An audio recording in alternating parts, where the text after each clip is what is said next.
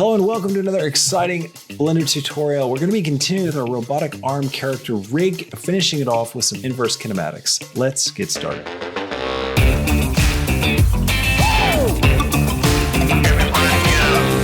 Now, in order to teach this, I want to break out and talk about inverse kinematics kind of on its own for a second, and then we're going to apply it to this robotic arm because it's got a lot of opportunities for IK, and I think it's going to be really cool, but it'd be good for you to understand it if you're not familiar with it. All right, so to explain this, we're going to start off a really simple leg system, because I think inverse kinematics, it's easiest to understand when you think about it in terms of your own body, when you think about legs or arms, okay? Because that's kind of what it's originally designed for. So we're going to start off, I'm going to go Shift-A, I'm going to create an armature, which will create a single bone. I'm going to zero it out, so it's right at the center of my scene. I'm going to go ahead and turn on my X, Y, and Z. I don't need the Z.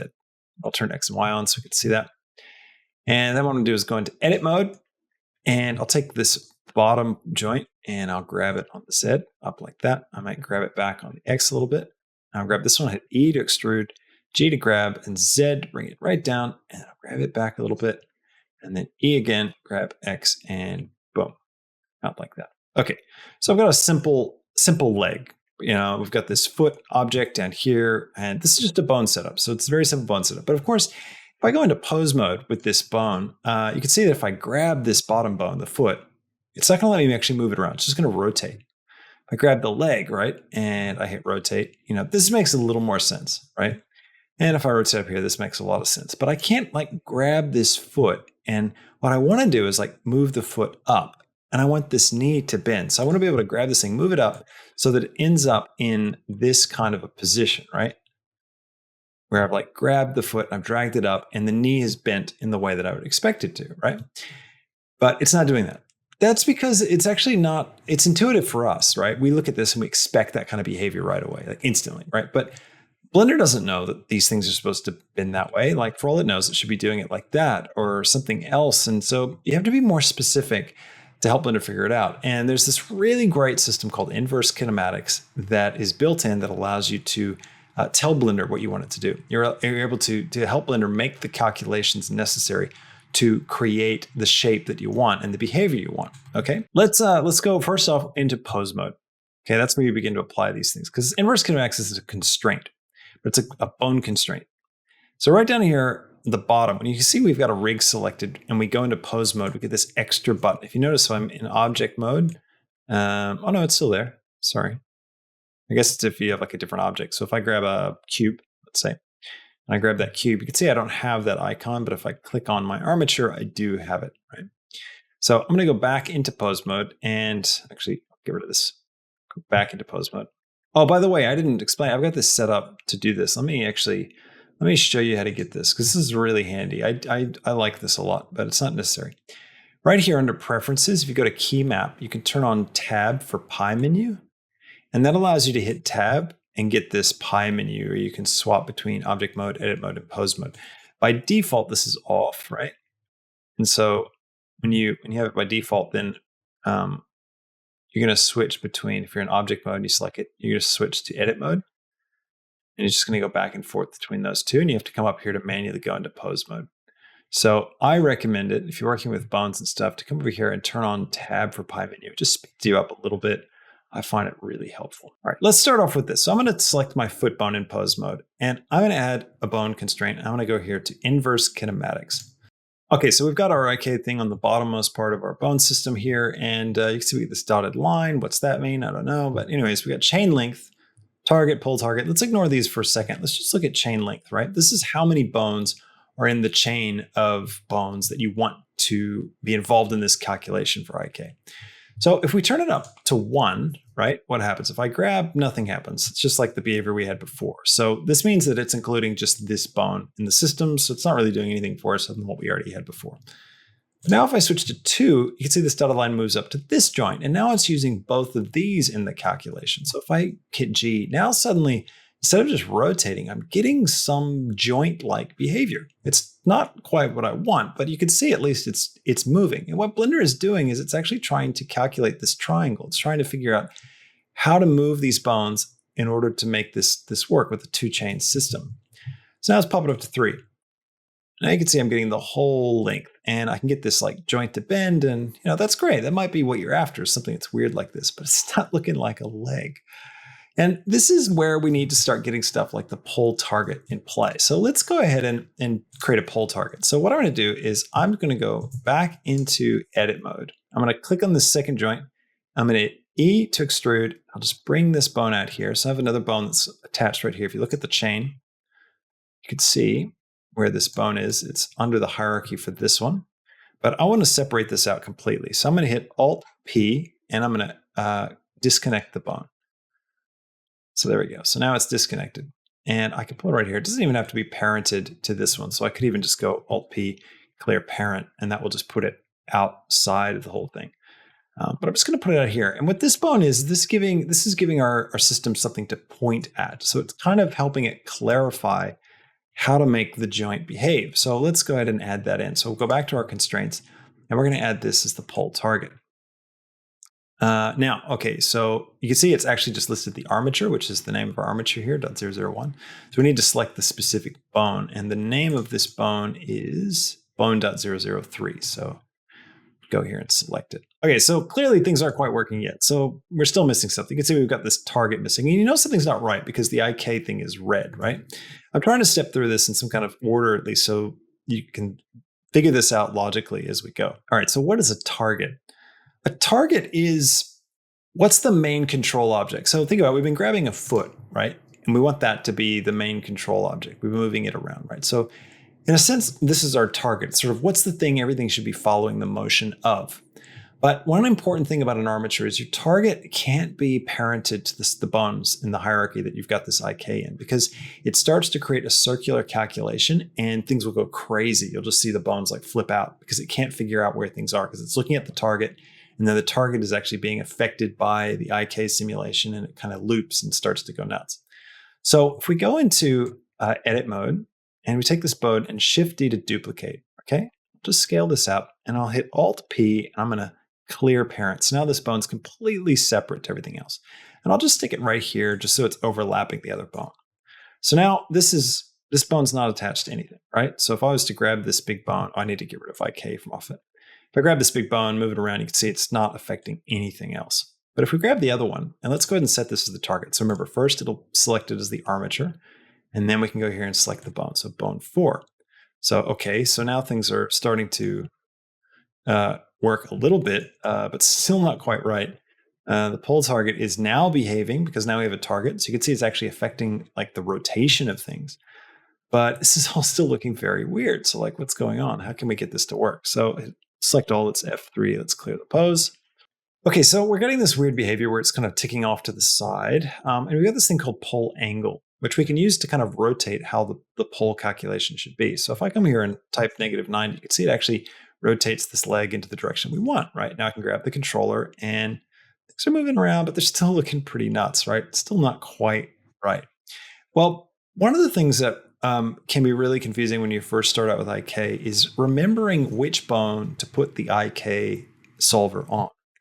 Now, what we've done is we've put the solver on this bottom bone, the foot bone, because in some ways it makes sense. That's the bone that we want to be moving around, so we would want to put it there. The kind of unintuitive thing that you need to remember, if you can remember this one thing, it's actually going to help you a lot when you're trying to rig things and use IK, is that you don't actually want to put the IK constraint on the bone that you're grabbing to move around. You want to typically put it on the one before it. Okay, so let me demonstrate that. I'm going to take this and I'm just going to get rid of our IK constraint. I'll go to this bone here and I'm going to come up here and I'm going to add my inverse kinematics to this bone. I'll grab the target, just reset all of this stuff up, and we're still going to use this bottom bone 4 as the target. And the poll target, I'll grab the armature, and I'll grab the bone there, which is what this one's called. Yep, bone 03. Now we're still getting a weird rotation, so we do need to adjust our poll. This comes from, by the way, when you're in edit mode, you can see the bones. Pretty sure it's edit mode. It might be in pose mode. Here we go. So we've got the roll here, which affects how these things are rotated. So sometimes that can get a bit off.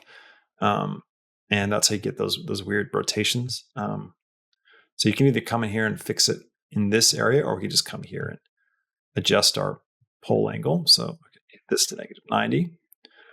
All right, and now the chain length, I want to set this to 2 because we want to go up to this leg here. Now if I grab my bone 4, which is the controller target that we picked, and I move it around, you can see suddenly I'm getting behavior that looks a lot like a leg. This combination of having a bone that's not in the hierarchy, that's separated, right? That's the actual one you're grabbing and moving around, and then having the constraint on not the main sort of bit that you want to be moving, but the one before it. Those are the two things that are the hardest to remember. But if you can remember those two things, you'll be able to get the hang of this and use it more frequently. But don't worry about it. I forget all the time. You'd be surprised how many times I look up a tutorial on where do I put the IK constraint again? Because I can never remember. This is a good rule of thumb, though, is to think about it this way. The one that you want to be grabbing to move around, that's not the one you put it on. You put it on the one before it. And you need to have this target object, which isn't parented to anything. Those are the two keys. So now you can move this thing around. So this becomes the controller for your foot object, right? And now that's how your leg moves. So I hope that made some sense. I hope that was helpful for you. And you can use the pole target, of course. If that's not clear, that's how you point the knee. So you have this around, so you can change the direction of the knee pointing. So anyway, I hope that's helpful. This is a good explanation. Now let's apply it to our robot arm and get this thing to work. So now where can we apply that in a robotic arm, right? Well, there's quite a few places. Right here, each of these little like joints. I'd love to be able to have a single controller that I can move that controls this thing like opening and closing. It's the same with these bits here. Like it'd be great if we could just grab this head, right, and move it around and these joints behave as we would expect them to. Now, what's the point? Like, why go through all the trouble of trying to figure out IK for something like this, right? When we've already got it set up, right? We can always just pose these things and we can rotate them and, it's all going to work fine. Like, what's the big deal? And the point is, the more intuitive your rig works, the more it behaves like a puppet, like you would expect it to, the easier it is. You don't have to think about what you're doing. You're able just to focus on the animation. You're able to make better animation because you've got a rig that just serves the purpose of helping you get in and create cool poses and cool motion. And that's what matters. So if you can create a rig that helps you do that, then it's a win. So let's start setting up some IK for all this. I'm going to go over here and we need to set up some pole targets for each of these guys. We'll do each one as a separate thing and we'll see how it all flows. So I'm going to go back into edit mode and I need to, let's come up here. I'm going to grab this joint here and I'll look at this thing from the side and I'll E to extrude, grab X. I'll bring it out and I'll select the bone, Alt P and disconnect the bone. And one thing we need to do here, which we weren't doing before, is label this stuff really well. So I'm going to call this finger 4 and this is going to be, let's see, IK pull. I will do, we need another one for the main, like the controller thing. So I'm going to come here, I'll hit E, grab Z, bring this one up, and I will Alt P. I will clear the parent, grab Z, and I will call this one finger 4 IK target. Now let's go ahead and get this set up and see how it looks. So come here, remember to the, not the, so this will be the target. This is the one we're grabbing to move around. So in the last demonstration, we had another bone here that was the foot. We couldn't grab that. We needed to grab this. So this is the one we want to apply the constraint to. So maybe another way of saying it, instead of like grab the second bone on the chain, because that's not true in this case, right? It's look at where's the triangle? Let's try and find the triangle shape. And you want to do it on the bone that's furthest down the hierarchy in that triangle shape. So the bone that we had for that foot earlier, that's kind of not creating a triangle shape. We don't want that to be bending like a triangle joint. This was the bit that we wanted to bend. So that's another way of thinking about it. If you're not doing a foot and you're just doing something else. So let's go ahead and let's go into pose mode and let's clear the pose. So all F3 clear. Oops, didn't mean to do that. F3 clear transform all. There we go. So we'll grab this bone, come to the constraints. We'll add the IK Inverse Kinematics target. select the armature, and the target bone is going to be, I can just type in target because I've already labeled it. There we go. And then I want my pole. It's going to be armature, and I can just type in pole because I only got one. There we go. And then I want my chain length to be 2. And then I need to get my pole angle. Oops, I'm getting some bizarre behavior. Now, this is usually what happens when you've got your parenting wrong. Something's not parented correctly. So let's have a quick look at what I did wrong. I think it's because these guys are actually in the hierarchy. So I need to get them out completely. So I need to be able to have the pole and the target. Here's the target. All right, so the target's out. So it must have been the pole. We didn't clear the parent. So let's get out of here. Let's go back to edit mode. Select this guy. I'm going to go Alt P, clear parent. That will stick it outside of the whole hierarchy. So you can see they're both out there now. Now, if I go into pose mode and select this bone, I need to bring this one down so we can actually see the bend. Negative 180. There we go. All right, so now I've got this really nice movement and behavior. A to select all, F3, clear transform all. And I need to go back into edit mode, and I want to bring this one down so that it lines up here. That way, when I go into pose mode, it's going to be correctly positioned, and I don't have to worry about moving it around all the time. All right, so now what I also want to do is I'm going to Shift D to duplicate this, and I'll put one that's right up kind of in the center of all these guys, like this. And I'm going to call this finger master target. And I'm going to take this and parent it to that. But I'm going to keep offset. So Control P to parent, and I don't want it to connect because remember, that's going to take the bone and actually move the bone to connect it so they're physically touching. I want them to be parented, but I want to have them offset from each other. So that dotted line shows me they're parented, but they're not connecting to each other. Now, if I go into pose mode, see, I can grab this, and this will allow me to parent all of them together. So this is going to be kind of cool, actually. Let's have a look at this. All right, so let's get all of these guys set up. So edit mode, and let's just match the height with everything. So I'm going to turn snapping on. So I'm going to go to vertex snapping. Yep, turn snapping on. E to extrude, grab Z, and I'll snap to there. Grab this one, E to extrude, grab Z, snap to there. And I'll grab that one, E to extrude, grab Z, snap to there. And then I'm going to come here and I'll hit E to extrude, grab Y, bring it out, grab this bone, Alt P, clear parent. So now it's popped out in the main hierarchy. Grab Y, just drag it out a little bit. And I can take these guys and go ahead and Control P, parent keep offset. Oops, that didn't work. You can see the line's incorrect, like it's going to the wrong thing. So I can undo that. I want these to be parented. Keep offset. Control P, keep offset, and Control P, keep offset. There we go. So all those lines are going correctly. Now let's go to pose mode. And now it's also clear. Clear transform all. That's looking better. All right, now I just need to get the rotations correct. So this one's going to be 90, 80. And this one, 90. There we go. All right. Now, if we grab this, you can see all of these guys are going to move together in some really cool ways. Or we can individually come in here and control these. Oh, that's right. I can scale too. That's really cool. So this bone, I can scale it to cause them to like clamp down. That's really, really cool. Next up we need to do is take the poles and we need to parent them to this so that wherever that head moves, that the poles move. And we'll also take this master controller and put it there too, so they all stick together. So we're going to Control P, but we're going to keep the offset just like we did with the others. So come over here and Control P and keep the offset.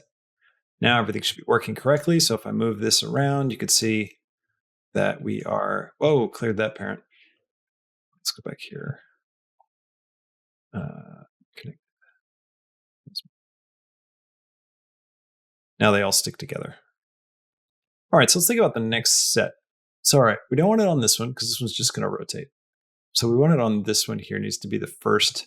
This is the first triangle, right? Right here. That's the first bit we want to be able to calculate. Second triangle is right here. We can just extend the chain length for that to work. So that means that this bone is the one that needs to have the inverse kinematics on it. And we need to have a controller bone that's not in the hierarchy at all, that's right here. I'm wondering if we could use the same one. Probably a bad idea because we want to use scale to change that. So let's not do that. I'll take this bone though. So we'll go to edit mode. Take this bone, I'll shift D to duplicate it, and I'll scale it up a bit. It's a little bit bigger. And then I'll hit Alt P, and I'm going to clear the parent. So it's now out here on the main hierarchy. I'll also rename it Robo Hand Target. The other thing we need is a pole. So we need to come here to this joint, hit E, grab X, come out like this, and then Alt P, clear parent, grab X out, and we will call this, what do we call this? Robo Hand. So Robo Hand dot pole. All right, and let's go back into pose mode. A to select all, F3, clear transform all, just so it's nice and easy for us to look at. And let's go here to, where is it? That's the one. Let's come over here to the constraint. Let's go constraints, IK constraint. Now, I don't know what's going to happen. I'm assuming this is going to work. But, oh yeah, sorry, bone constraint tab, not the other constraint tab. Inverse kinematics. And we're going to grab the armature as the target. And the bone is going to be, was it Robo Hand Target? And then the pole is armature and Robo Hand Pole. There we go. And chain length is 1, 2. So let's just test 2 for now. So we'll grab the controller. And yeah, that looks good. It's actually behaving like I want it to. It's a little bit weird. So I need to figure this out a little bit more, but still it's giving us something. All right, let's take this and let's make the chain 3, see what happens. Where's the robo controller? All right, so 3 is not going to give us what we want. Okay, so we want to keep this at 2 and make this feel better. What is it that I'm wanting out of this? I don't like when this goes in like that. Let's actually just get rid of it from this one. Let's bring this down. Now let's put the IK on this one. I want to see what this looks like. So we're going to go inverse kinematics, armature, robo hand target, armature, robo hand pole, chain length, chain length, 1, 2.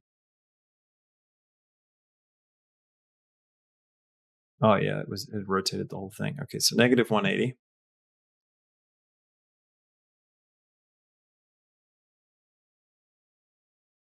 All right, that's better. Like I can see this being good for animation. Yeah, it's coming off the joints a little bit, but I kind of like it, to be honest. I like the kind of flexibility that it has.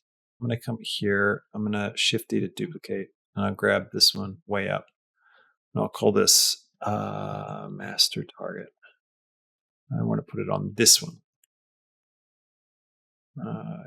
Damped track, armature, master.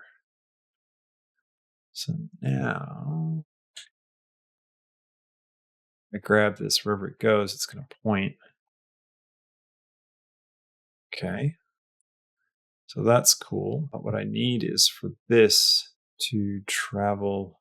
Maybe not. Maybe I could just do this as like a 2-part thing. You know, it's like you've got this controller and this controller. Like that's kind of nice motion, isn't it? Like being able to like give it somewhere that it's looking. And then this bit is sort of the counter pivot. Yeah, this is a very cool rig. Okay. And I also don't mind that it's kind of breaking, you know, like all these are sort of not the motions we were intending, but and it like breaks the mesh a little bit, but I actually don't mind, to be frank. I think it's kind of cool. This thing feels alive, doesn't it? So by putting a damped track constraint on this bit right here, what we're doing is we're basically forcing this section of our rig to always aim at this bone out here. And this allows us to aim the head of the head of the arm in a way that makes sense. We can like put it on our character and like move it with the character or something, and he's going to move along with it, which is nice. Gives us some intuitive control. And then we've got our controller here, the target for the inverse kinematics, and the arm here. And now the fact that they aren't parented to each other, it means that the head will continue to aim at this while the body moves, which gives it a really snake-like feel. It's kind of creepy.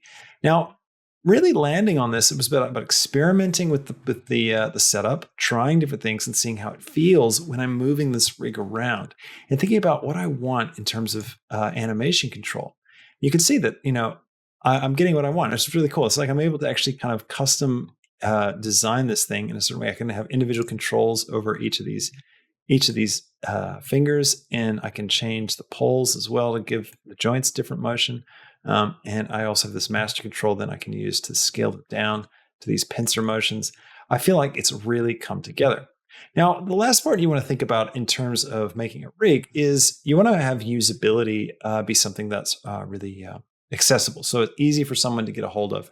And right now we've got a lot of bones that are kind of all over the place, and it can be a little confusing what is what and how it should all look. So let's go to make just one or two simple controls to help us land this design. Now, let's go into object mode, and I'm going to go Shift-A. I'm going to create some mesh objects. I'm going to create a UV sphere, and actually I'll delete that. I'll create a UV sphere again, but I'm going to go into the Add UV Sphere controls, and I'm going to turn down the segments to like just 5, and the rings as well to something like 5, just something nice and simple like that. Now I'm going to grab this over here, and what we can do is I can take this, go into pose mode, grab this bone right here, and then I can come over here to the bone, and I can go to Viewport Display Custom Shape, and I can select this as a custom object. A sphere, that's easy. Sphere. There it is. And then what I can do is I can select wireframe, and it will just use the wireframe of that object. Now you can see I've got this cool controller. Now if I go into edit mode on this, I can scale it down, and it's going to scale down my controller object as well. Now this is how we can create some really nice mesh and geometry in order to create some like clear handles, things that are easy to get a hold of. So now if I'm in pose mode, you can see I can just grab this and move it around. It's a whole lot easier to see what's going on. Likewise with the target, let's come up with something for that. I'll just go over here. I'll go, let's see, what do I want? Just create a cone. Just even a simple cube, to be honest. That's all I really need. So I'll come over here, go into pose mode, grab that bone. Actually, we don't even need to be in pose mode, do we? Do it in edit mode? No, yeah, pose mode. Go back to pose mode, select that bone, viewport display. I'm going to type in, actually, what's this called? This one is called just plain old cube. So pose mode, type in cube, grab that, and then tick wireframe. And I can go into edit mode now for this cube and scale it down till it feels about right. That could be my target.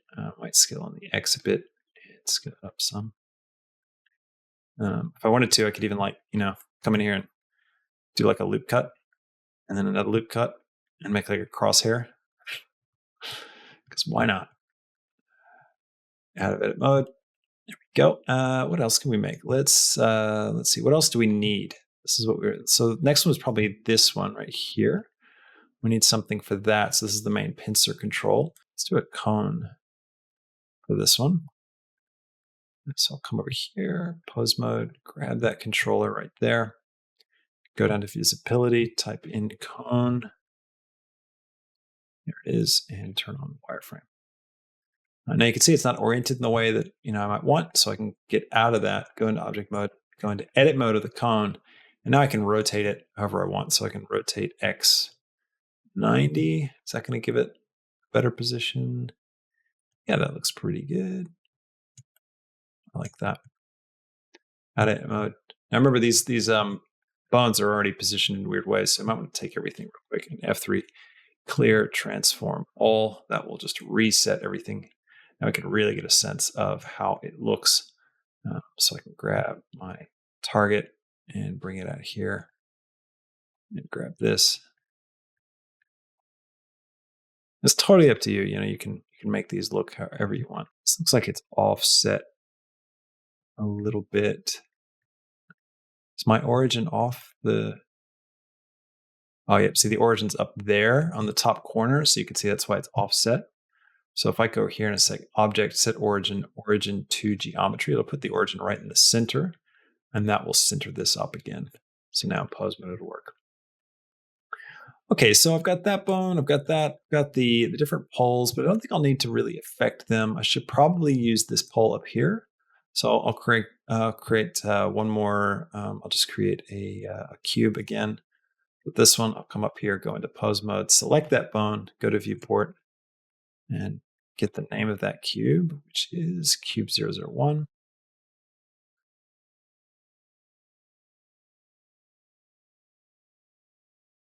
Cube 001. Set it to wireframe. And go into object mode and edit mode and scale it down. This would be just our pole object.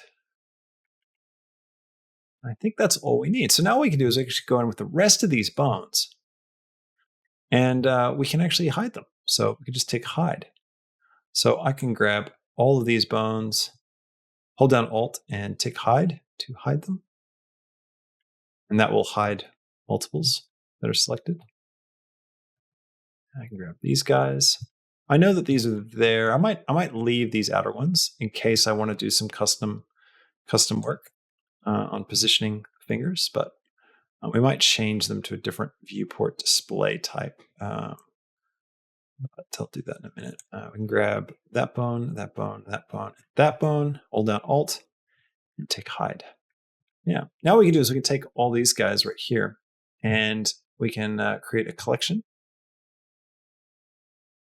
We can take each of these and place them in the collection. We can call this rig. I'll call it rig util for utilities. And then those guys, we can just turn them off. And there you have it. We've got our super cool custom robo rig that we can animate and make some really cool animation with. I'm super excited to get this thing into the scene and start playing with it. I hope you are too.